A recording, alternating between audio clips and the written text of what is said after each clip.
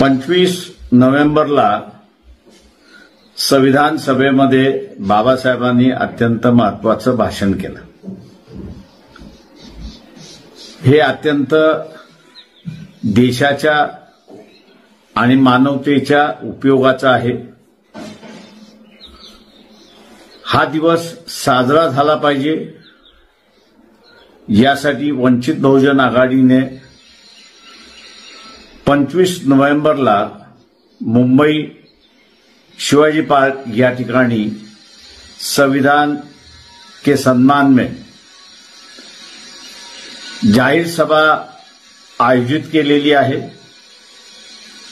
मी तमाम मानवतावादी जनतेस, देशप्रेमी जनतेस आवाहन करतो की आपण 25 नोव्हेंबरला मुंबईत शिवाजी पार्कच्या सभेला उपस्थित राहा।